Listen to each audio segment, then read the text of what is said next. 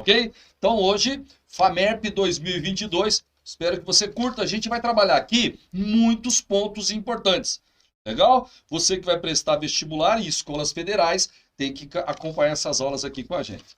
Então vamos lá, vamos à primeira questão, FAMERP 2022. Pessoal, os modelos atômicos elaborados ao longo do tempo buscavam explicar fenômenos naturais, alguns dos quais reproduzidos experimentalmente.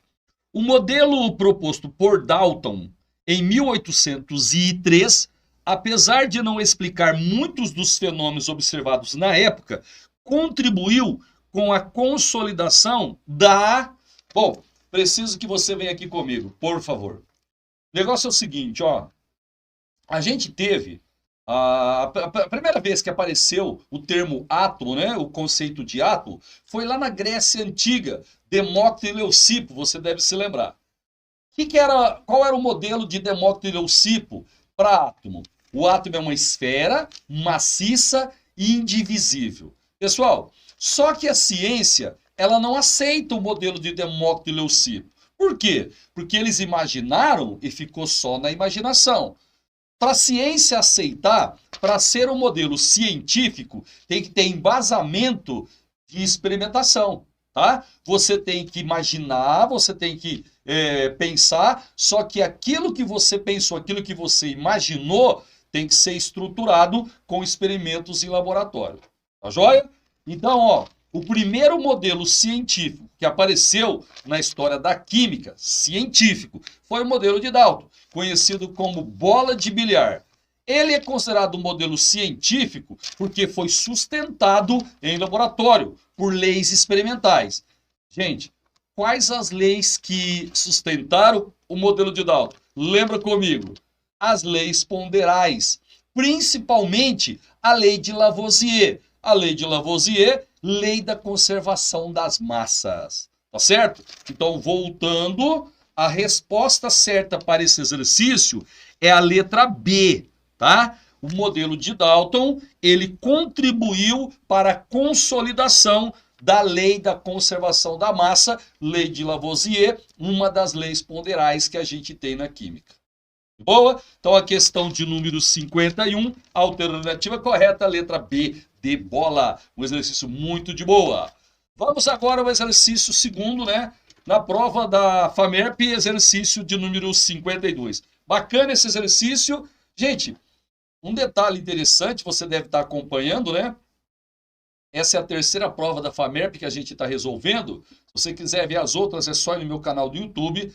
A prova da FAMERP, elaborado pela VUNESP, é uma prova bem de boa.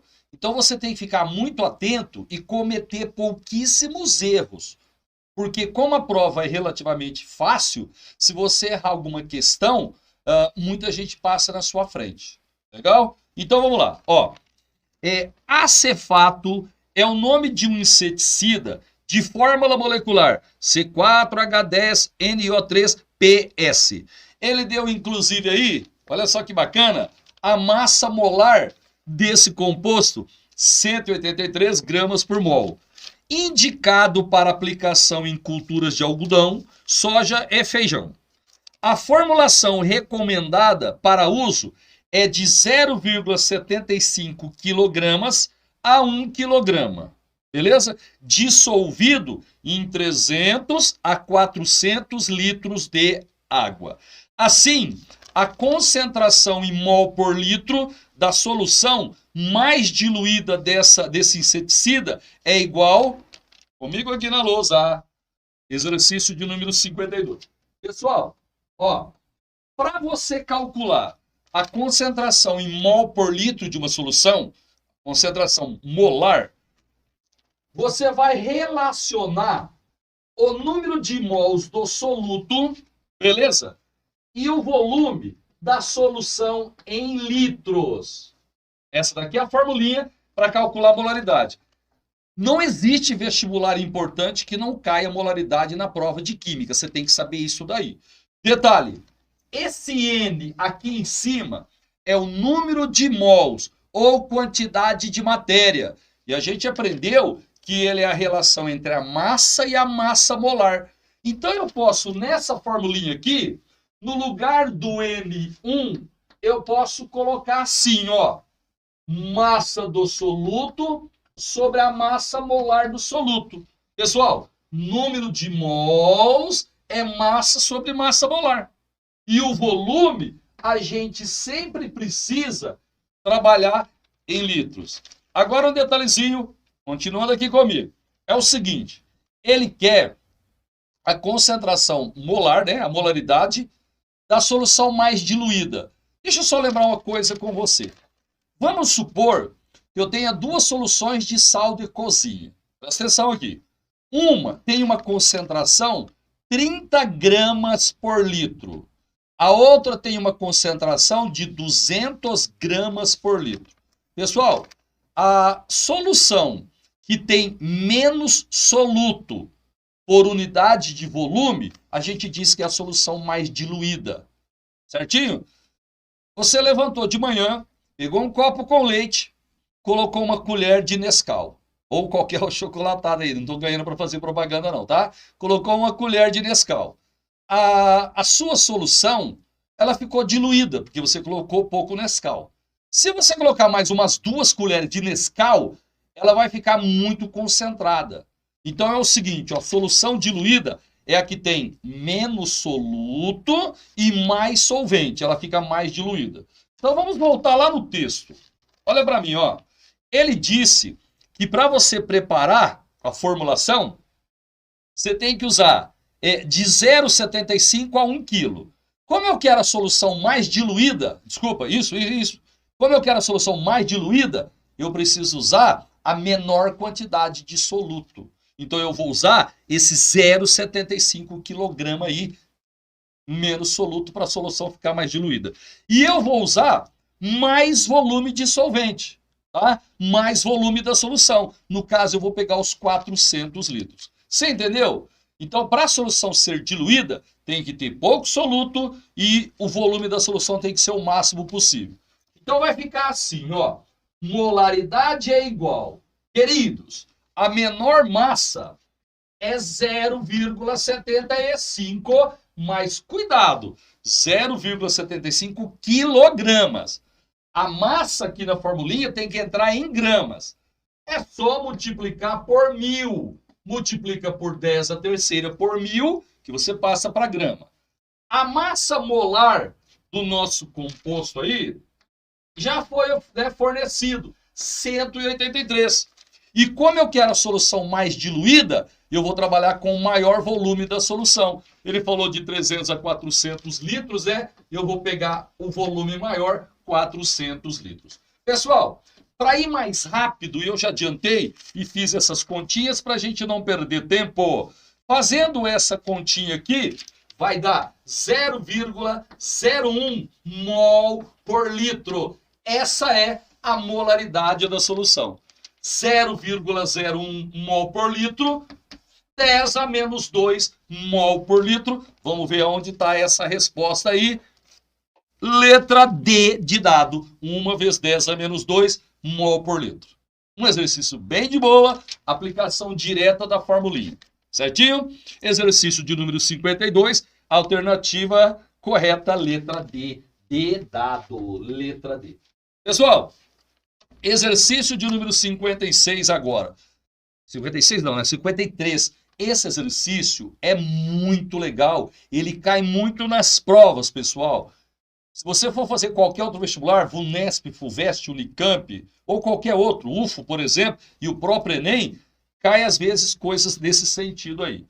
Ele falou assim, ó, o ponto de ebulição das substâncias está relacionado com o tipo de interação existente entre suas moléculas e com a massa molecular. Queridos, quanto maior a força entre as moléculas, maior o ponto de ebulição, porque você vai ter que dar mais energia para separar essas moléculas, tá? Então, quanto maior a força intermolecular, maior o ponto de fusão e ebulição. O quadro apresenta substâncias com massas moleculares próximas. Isso é interessante. Se as massas moleculares são próximas, é só o tipo de interação entre as moléculas que vai decidir qual delas é a mais forte e qual delas é a mais fraca. Aí ele fala assim, ó, a ordem crescente de temperatura de ebulição das substâncias apresentadas no quadro é, queridos, é o seguinte, ó, ele quer a ordem crescente de temperatura de ebulição. Então eu vou ter que colocar primeiro a substância que tem um menor ponto de ebulição e lá no final a que tem um maior ponto de ebulição. De boa? Como as massas são próximas, né, as massas das moléculas são próximas, aquela que tiver maior interação intermolecular é a que vai ter maior ponto de fusão e ebulição. Então, olha as 4 moléculas aí. Na última que ele colocou, o butano, nós temos um hidrocarboneto. Queridos, todo hidrocarboneto é apolar. Lembra disso? Todo hidrocarboneto é apolar. Quando a molécula é apolar, as interações entre essas moléculas é do tipo dipolo induzido, as forças de London. E essa dipolo induzido é a interação mais fraquinha que tem. Tá? Então, das 4 moléculas aí, a que tem as menores interações intermoleculares é o butano, porque ele é o hidrocarboneto. Então, ele vai ter o menor ponto de ebulição. Certinho? Ó, já dá para tirar a letra A, B, C. Ou é a letra D, ou é a letra E. O butano é o que tem menor. Agora é o seguinte, ó. O primeiro, o butanol, é um álcool. Ele tem H ligado no O, na hidroxila. Queridos, quando numa molécula tem H ligado ou em flúor, ou em oxigênio, ou em nitrogênio, quando tem H ligado em FON, a gente diz que a molécula ela faz pontes de hidrogênio. Então o álcool aí, ele faz pontes ou ligações de hidrogênio. Certinho? O segundo é uma cetona. A cetona, ela não tem H ligado no O. Então ela não faz ligação de hidrogênio. E o terceiro, o ácido butanóico, ele também tem ligações de hidrogênio. Tá certo? Então, o que tem o menor ponto de ebulição é o butano. Depois, pessoal, é a butanona, porque ela não faz ligação de hidrogênio. Já dá para saber a resposta certa? Dá. É a letra E, tá? Exercício 53, letra E. Mas calma que eu tenho uma coisa legal para te falar. Ó, o butanol, ele só tem uma hidroxila, certo? O ácido butanóico, além da hidroxila, ele tem uma carbonila. Então eu queria que você viesse aqui na lousa comigo. Ó, eu vou colocar aqui só o grupo funcional de um álcool. E aqui eu vou colocar o grupo funcional de um ácido carboxílico. Gente, eu preciso que você acompanhe aqui o raciocínio, porque é importante. Ó, o álcool, ele só faz uma ligação de hidrogênio, ó, só tem aqui uma hidroxila. O ácido, além da hidroxila, ele tem uma carbonila. Tá? Então, ó, essa ligação aqui é muito polarizada, essa ligação é muito polarizada. Então, sempre que você tiver um ácido carboxílico e um álcool de massas próximas, o ácido carboxílico ele vai ter ponto de ebulição maior. Por quê? Porque as moléculas do ácido carboxílico elas vão ficar ligadas com uma intensidade maior, justamente porque tem uma polaridade maior.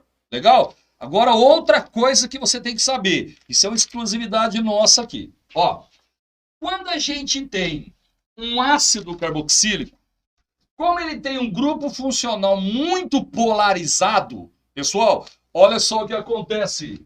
Olha só. Ó, uma hidroxila de uma molécula, ela interage com a carbonila de outra molécula e vice-versa. Então a gente vai ter aqui uma interação extremamente forte. Isso significa que em ácidos você tem moléculas dímeras. Uma molécula, ela encosta na outra, ela cola na outra, certo? E você vai encontrar moléculas dímeras. Isso daí faz com que a massa ela dobre. Como a molécula colou na outra, ela dobra. Como a massa aumentou, isso justifica que o ácido tem maior ponto de ebulição do que o álcool, por exemplo.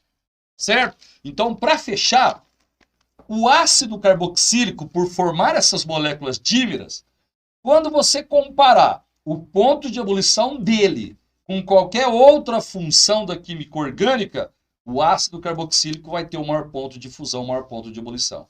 Beleza? Então, só para voltar um pouquinho lá, ó, o menor é o butano, hidrocarboneto dipolo induzido. Depois é a butanona, dipolo permanente, mas não faz ligação de hidrogênio. Depois é o butan-1-ol, faz ligação de hidrogênio. E o que tem maior ponto de ebulição é o ácido butanóico, porque faz ligação de hidrogênio, e tem a carbonila, que tem uma polaridade maior. E além disso, formam moléculas dímeras. A gente marca a letra E para o exercício de número 53. Então a gente vai resolver agora a questão de número 54, FAMERP 2022. Pessoal, o fenômeno da condutividade elétrica em soluções foi explorado pelo químico Arrhenius em sua tese de doutorado de 1884, intitulada Pesquisas sobre a Condutividade Galvânica. Segundo Arrhenius, para que uma substância seja condutora de eletricidade em meio aquoso, deve ser capaz de se dissolver e liberar ou produzir cargas elétricas. Ou seja, você precisa ter íons livres em solução aquosa para ter condução de corrente elétrica. Tá certo? Então, ó, um metal, ele conduz corrente elétrica porque tem elétrons livres. Agora, uma solução, ela conduz corrente elétrica quando ela tem íons livres. Isso é muito importante. O Enem gosta muito disso daí. Aí ele quer saber o seguinte, ó. Esse comportamento químico é observado nas substâncias. Gente, exercício de número 54. Ó, é o seguinte. Na letra A, o primeiro composto que apareceu é o metanol, pessoal. Metanol. Ele é um álcool. Por favor, preste atenção em mim. Ó, lá na química orgânica, se eu tiver hidroxila ligada diretamente ao anel benzênico, eu tenho um fenol. Lembra disso? Esse hidrogênio da hidroxila do fenol, ele é ionizável. Fenol tem caráter ácido. É um leve caráter ácido, mas fenol tem caráter ácido. Então, se você colocar um fenol em água, ele vai conduzir corrente elétrica, porque vai sair H+, vai dar você vai ter íons livres na solução. Ok? Fenol. Agora, gente, a hidroxila de álcool, ela não ioniza em água. Se você colocar o metanol ou qualquer álcool em água, ele vai se dissolver, mas ele não vai se quebrar. A molécula, ela vai continuar inteira. Esse hidrogênio aqui, ó, da hidroxila de álcool, não é ionizável. O H da hidroxila de fenol é ionizável, o do álcool não. Então, na letra A, eu já descarto porque ele colocou aí o metanol. Álcool, ele não conduz corrente elétrica porque não produz íons livres em solução. Na letra B, nós temos um sal, nitrato de sódio. Gente, só para voltar, na letra A, o metanol não conduz, o NaCl e o H2SO4, eles conduzem, viu? Sais e ácidos, eles conduzem corrente elétrica em água. Na letra B, nitrato de sódio é um sal, ele conduz. HCl é um ácido, em água vai conduzir. Só que C6H12O6 é a glicose, né? Ou a frutose. Açúcar dissolve em água, mas não ioniza nem dissocia. Olha, então açúcar não conduz corrente elétrica em água, nenhum. Nem a glicose, nem a frutose, nem a lactose, nem a sacarose. Açúcar em água não conduz corrente elétrica. Na letra C, eu tenho cloreto de sódio, é um sal. Desculpa, cloreto de potássio, é um sal. Ele vai conduzir. HNO3, ácido nítrico, ácido conduz. LiOH, uma base, hidróxido de lítio, certo? Base também conduz. Então eu tenho um sal que conduz, um ácido que conduz e uma base que conduz. Essa é a letra correta. Letra C, exercício 54, alternativa letra C. Na letra D, o primeiro é o ácido acético. Ele conduz. O segundo, pessoal, é assim, ó, CH3, esse CHO que ele colocou é C-O-H.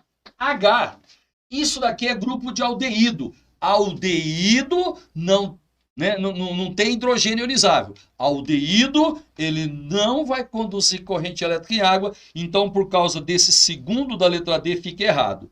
E na letra E, o primeiro é o etanol. Pode ser qualquer álcool, metanol, etanol, propanol, eles não vão produzir íons livres em solução aquosa, então eles não conduzem corrente elétrica. Exercício 54, alternativa correta, letra C.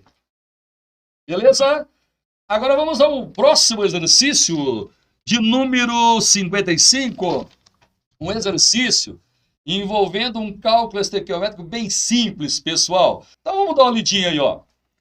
Quando o ferro metálico é mergulhado em uma solução de ácido clorídrico, ocorre a seguinte reação mostrada aí.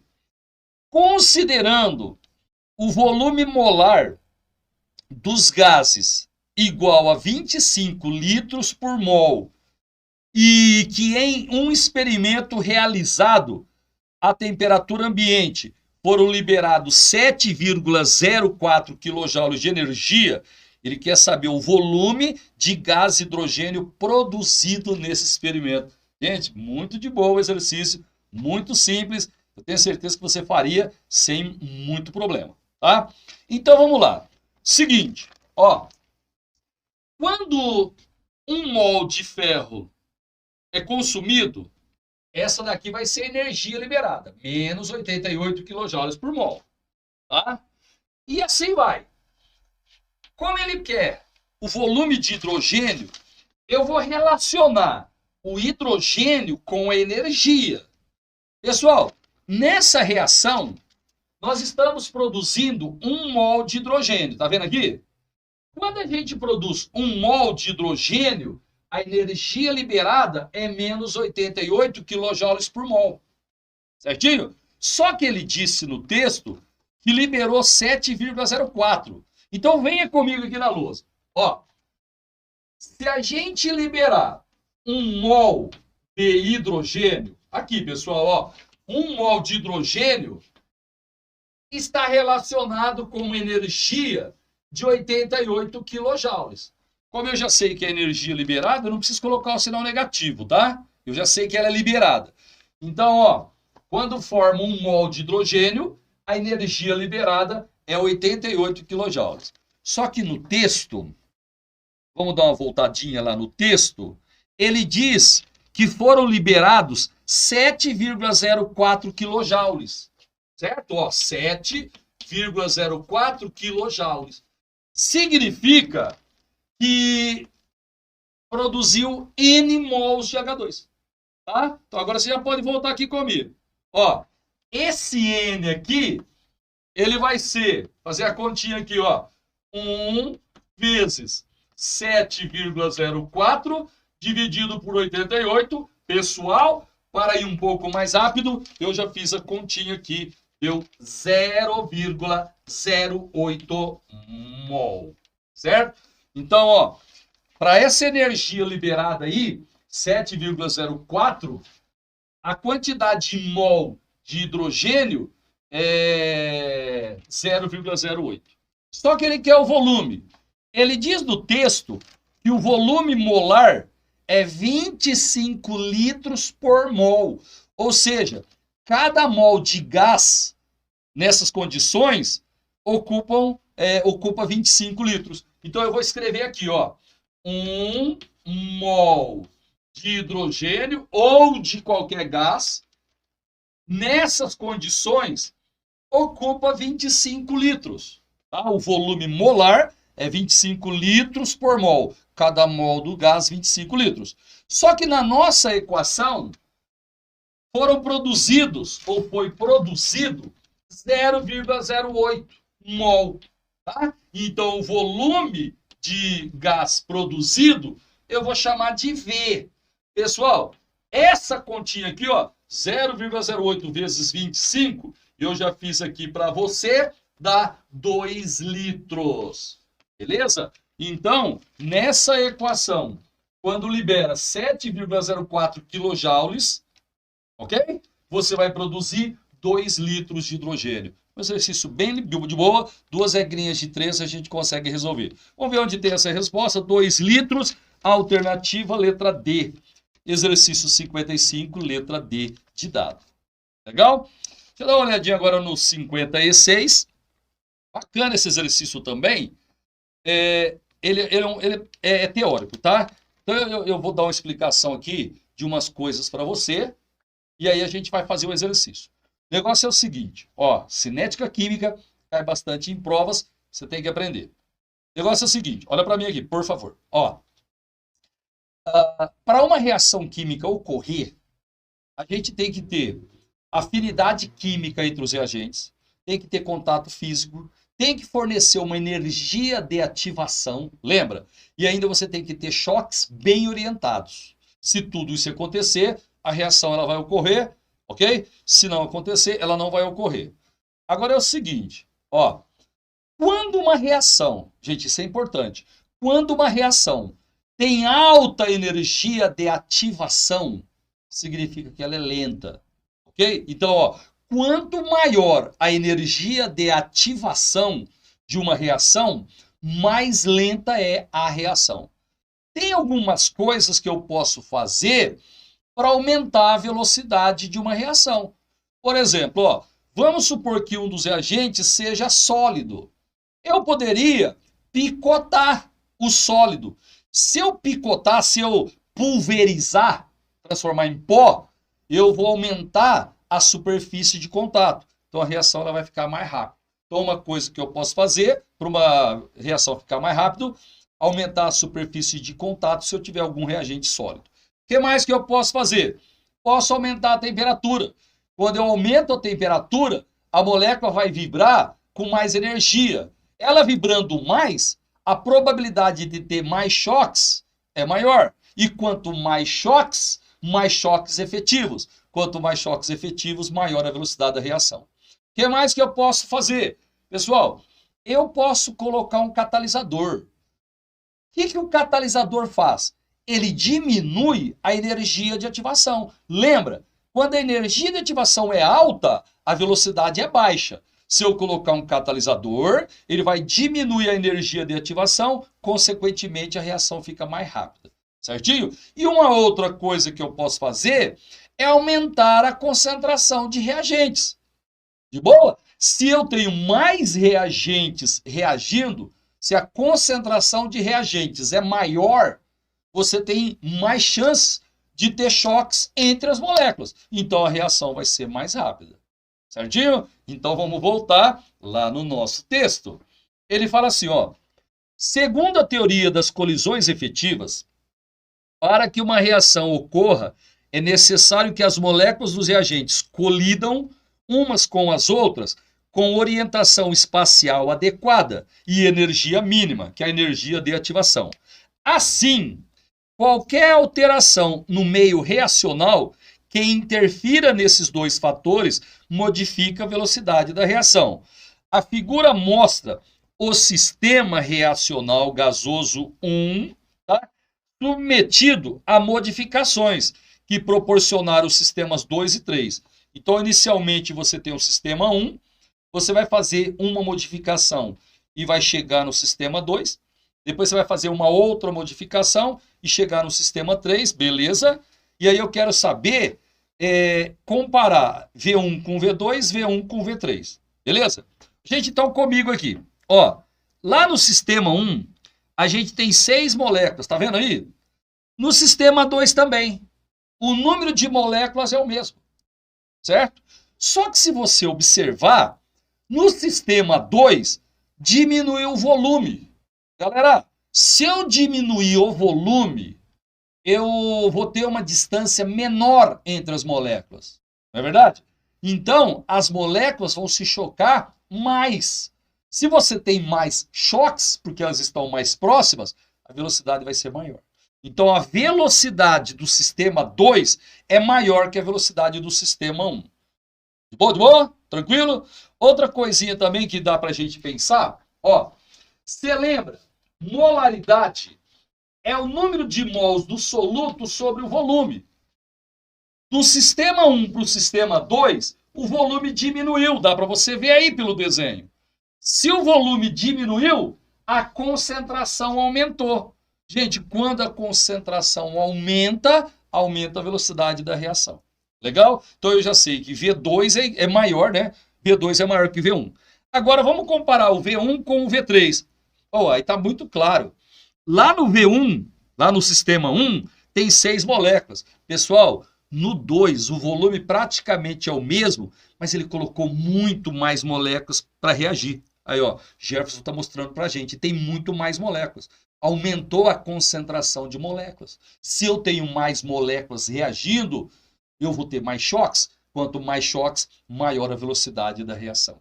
Beleza? Então, ó, V2 é maior que V1, V3 também é maior que V1. Isso está na letra A. Exercício 56, alternativa letra A. Beleza? Vamos dar uma olhadinha agora no exercício de número 57. Vamos lá, ó. O hipoclorito de sódio, NaClO, apresenta propriedades bactericidas por promover a oxidação de proteínas, lipídios e carboidratos existentes nas moléculas bacterianas. A equação mostra a reação entre a glicina e o íon hipoclorito. Pessoal, aqui está a glicina, vai reagir com o hipoclorito, né, que eu não pus aqui na equação. Vai produzir um composto, clorado, ó, entrou um cloro aqui, e mais hidroxila, mais OH-. A equação está mostrada aí para você. Aí ele fala assim, ó, nessa reação, verifica-se que o carbono do...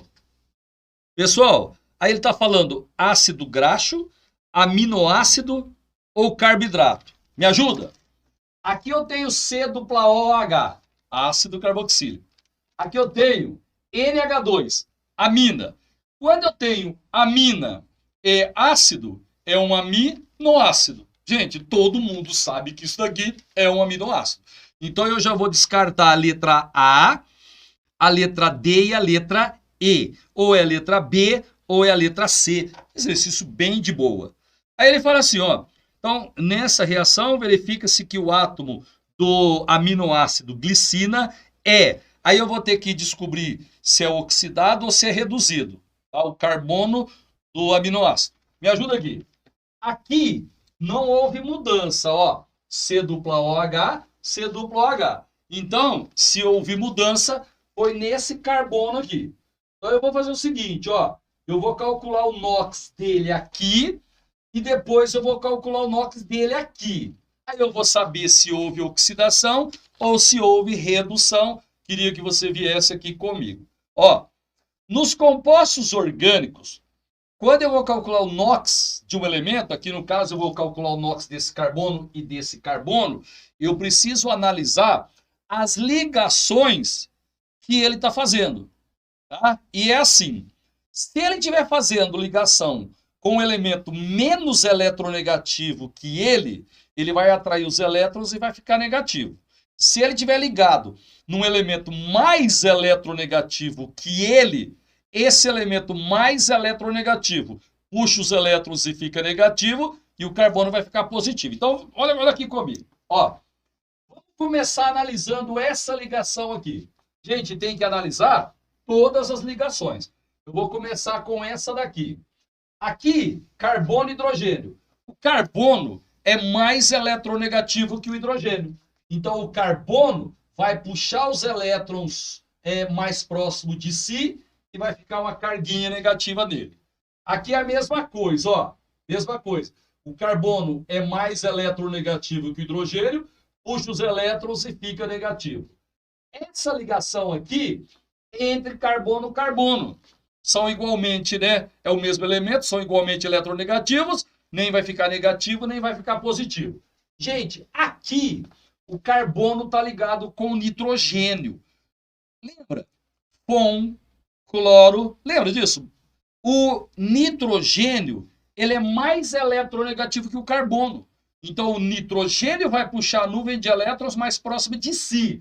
o nitrogênio fica negativo, o carbono vai ficar positivo. Beleza? Ele ficou, o carbono, 2 vezes negativo e 1 vez positivo. Um negativo cancela o negativo, então a gente diz que o NOx dele aqui é -1. Tranquilo? Se você não entendeu, vamos fazer agora mais uma vez aqui. Ó, aqui a ligação entre carbono e hidrogênio. O carbono é mais eletronegativo que o hidrogênio. O carbono vai ficar negativo. Pessoal, aqui o carbono está ligado no nitrogênio. O nitrogênio é mais eletronegativo que o carbono. Então aqui o carbono fica positivo. O cloro, ele também é mais eletronegativo que o carbono. Certinho? Então o carbono vai ficar positivo porque ele está ligado num elemento mais eletronegativo que ele. Olha, eu não sei se você lá esqueceu, eu vou colocar aqui em cima. Ó, cloro, Blisk, pH. Quem entra antes é mais eletronegativo do que quem entra depois. Então, tanto o nitrogênio quanto o cloro, eles são mais eletronegativos que o carbono. Beleza? Ó, um negativo cancela um positivo, vai sobrar um positivo. Então, aqui, o NOx é +1. Ou seja, era -1 antes da reação, agora é +1. Quando o NOx do elemento aumenta, a gente diz que ele sofreu oxidação. Tá certo? Então, o carbono do aminoácido sofreu oxidação porque o NOx dele aumentou. Beleza? Voltemos lá no texto. Aí ele fala assim, ó. O átomo de cloro tem seu número de oxidação alterado de para... Gente, lá nos reagentes, o cloro, ele está fazendo parte do hipoclorito. Então, eu preciso calcular o NOx dele aqui. Tá certo? E nos produtos, o cloro é esse que está ligado aqui, ó, no aminoácido. Esse daqui, eu já sei o NOx dele. Por quê? Porque como ele é mais eletronegativo que o carbono, ele vai atrair a nuvem de elétrons para si, o NOx dele vai ser -1. Então, aqui eu já sei que o NOx dele é -1. Certo? Agora eu preciso calcular o NOx do cloro no hipoclorito. Quanto vale o NOx do oxigênio nos sais, nos íons? -2. Só tem um oxigênio, -2. Pessoal, quando uma molécula é neutra, a soma das cargas embaixo tem que dar 0. Quando a gente tem um íon, a soma das cargas tem que ser igual à carga do íon. Certo? Então, aqui, eu vou colocar +1. Ó, +1 com -2, se eu somar, dá -1. A soma tem que dar -1 aqui embaixo, porque a carga do íon é -1. Como eu só tenho um cloro, o cloro no hipoclorito é +1. Certo? Então, no hipoclorito ele é +1. E aqui, ele é -1. Então, ele passa de +1 para -1. Vamos ver qual que é a resposta certa.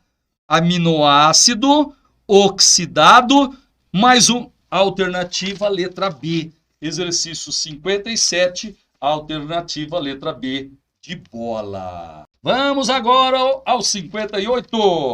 Ele fala assim, ó.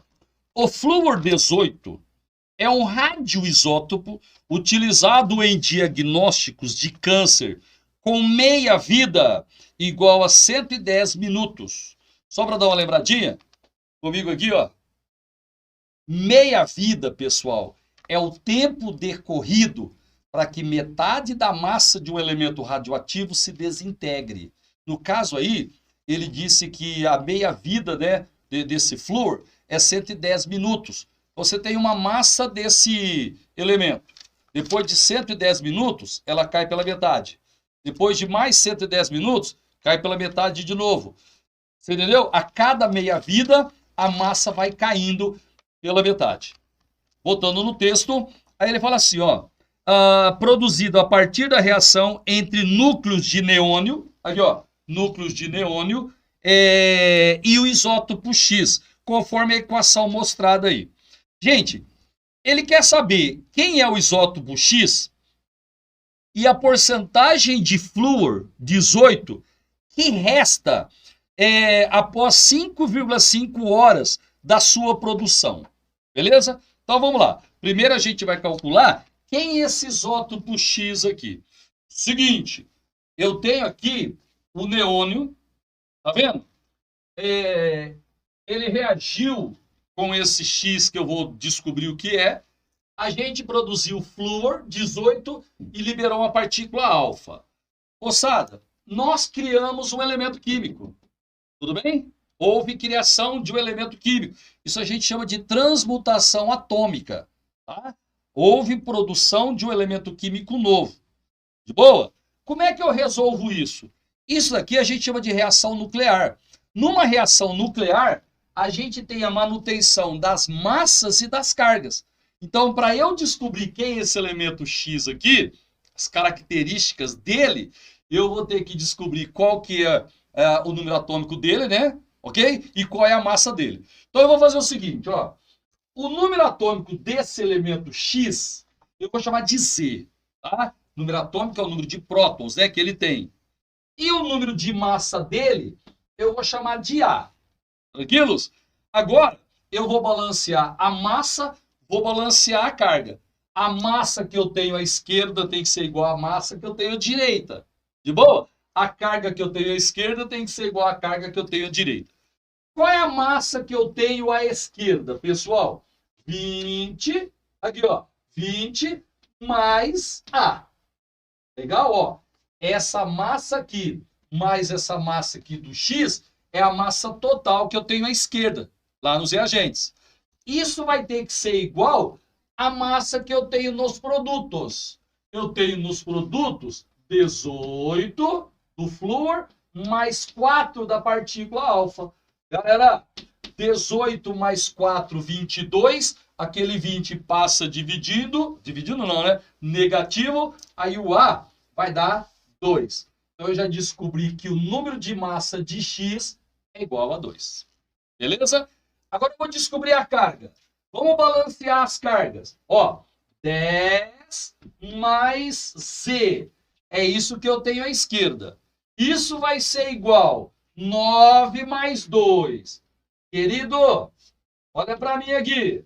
9 mais 2, 11. Passo 10 para cá, negativo. Z é igual a 1.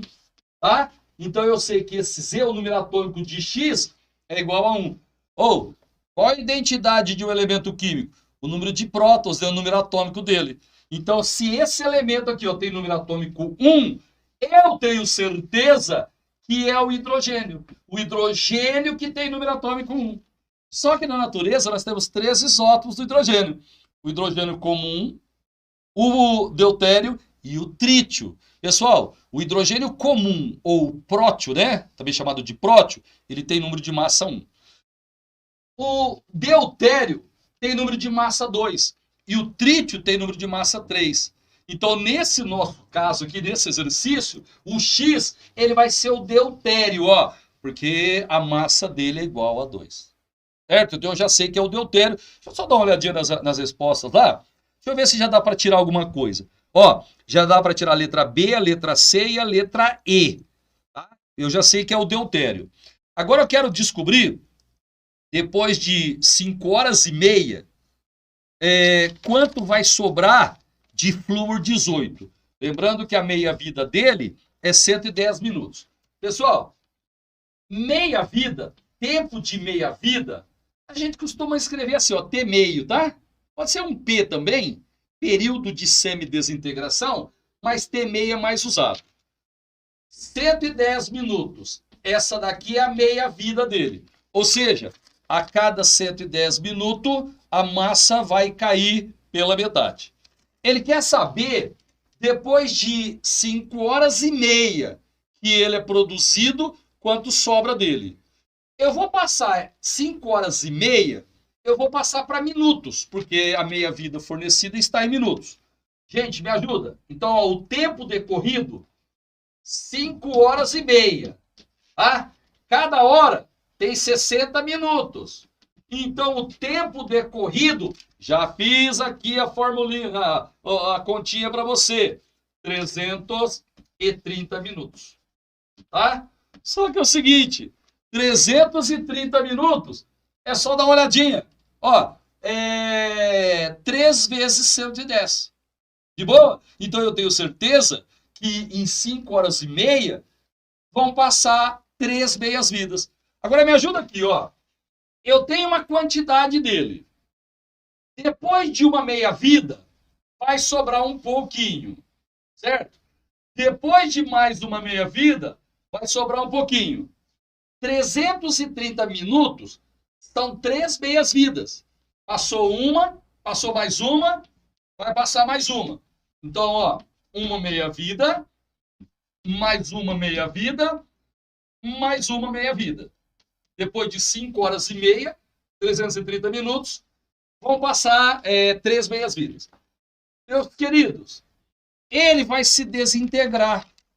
Então, quantos por cento dele eu tenho no início? Pessoal, 100%. A hora que eu começo a contagem, é o máximo que eu posso ter naquele momento, 100%. Quando passar uma meia-vida, ou 110 minutos, você vai ter 50% dele. Metade se desintegrou, né? A cada meia-vida, metade se desintegra, sobra 50%. Depois de mais uma meia-vida, vai sobrar 25%. A cada meia-vida cai pela metade. Ó, uma meia-vida mais uma, mais uma. Depois de mais uma meia-vida, vai sobrar 12,5%. Então, depois de 5 horas e meia, ou 330 minutos, ou 3 meias-vidas, vai sobrar dele 12,5%. Vamos ver onde tem isso lá nas respostas. Ó, deutério 12,5%. Alternativa correta, letra D de dado. Vamos dar uma olhadinha no próximo. Opa, esse é bacana, viu? Esse é bacana. Bem de boa também. Bacana. Ele fala assim, ó. O geraniol é um álcool. Pessoal, é um álcool. É terpênico insolúvel em água, naturalmente encontrado nos óleos essenciais de citronela, gerânio, limão e rosas, entre outras espécies vegetais. Agora presta atenção, ó. Sua molécula contém um grupo funcional álcool, beleza? 2 carbonos terciários e 18 átomos de hidrogênio. Você tem que descobrir qual é, entre esses compostos, esse álcool aí, tá bom? Então vamos lá. Bom, primeiro, ó, esse composto 1 aí, CHO, na pontinha, pessoal, é C-O-H, isso é aldeído. Então, o primeiro composto já descarta que é um aldeído. O composto 2, ele tem hidroxila, mas ela é diretamente ligada ao anel benzênico. Tá? Não é álcool isso daí, isso é fenol. Então, eu já descartei o 1, já descartei o 2. Agora, o 3, ele é um álcool, o 4 também é um álcool e o 5 também é um álcool. A resposta certa é a letra... É esse segundo composto, é o terceiro. É o terceiro composto, é a letra D. Queridos, a hidroxila está ligada no carbono saturado, é álcool. Beleza? Esse carbono aqui, ó, dá uma olhada, ó, esse carbono, ele está ligado em 2 outros. Ele é um carbono terciário. Esse carbono aqui, ele está ligado em 3 outros. Ele também é terciário. Então, esse composto, ele tem o grupo de álcool, tem 2 carbonos terciários. Certo? Agora eu preciso contar o número de hidrogênios. Pessoal, poderia usar o IDH, né? Para calcular o número de hidrogênios. Mas como é uma molécula pequena, eu acho que contar vai ser mais rápido. É o seguinte, ó.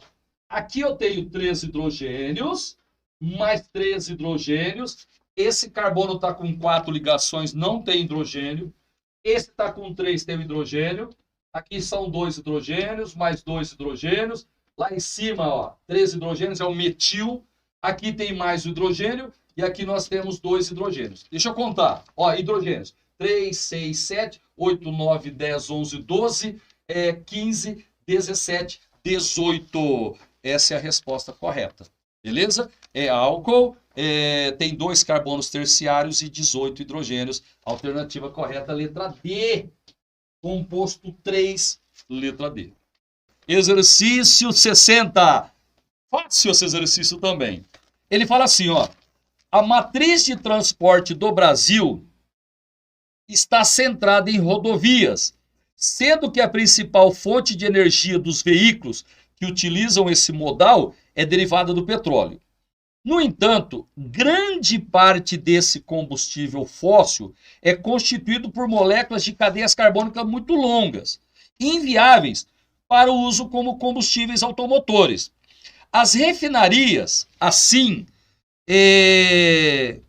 contornam esse problema, transformando as cadeias longas em moléculas menores, pertencente à fração mais consumida, por meio de um processo químico chamado de... Gente, de boa! Ó, quando você tem uma molécula grande de hidrocarboneto e quer quebrar para ela ter um uso comercial mais importante, você tem que fazer um cracking. Quebra, cracking. Pode falar também pirólise. Então, craqueamento, pirólise. De boa? Normalmente a gente usa um catalisador, então seria um cracking catalisado. Eu só queria lembrar uma coisa com você. Então a resposta é a letra E aí, ó. Volta lá. Jefferson, por favor. Ah lá, letra E. É o craqueamento catalítico. Você tem molécula grande, né? Você vai quebrar para transformar em moléculas menores para você ter um uso comercial mais importante. Só que eu queria lembrar uma outra coisa, porque pode cair esse ano lá na FAMERP ou em qualquer outro lugar. Quando você tem uma molécula normal, ela não tem uma qualidade boa como combustível, molécula normal. Se ela for ramificada, fechada ou aromática, ela tem uma qualidade melhor. Tá? O normal é ruim. Ramificada, por exemplo, é boa. Existe um processo lá na refinaria também, lá na indústria, que ele vai pegar uma molécula normal e vai ramificar ou fechar para ela ficar com uma qualidade melhor. Isso é chamado, pessoal, de reforma catalítica. Então, ó, reforma catalítica é quando você pega moléculas normais, ramifica para melhorar a qualidade dela. Agora, craqueamento ou pirólise é quando você pega molécula grande, ok?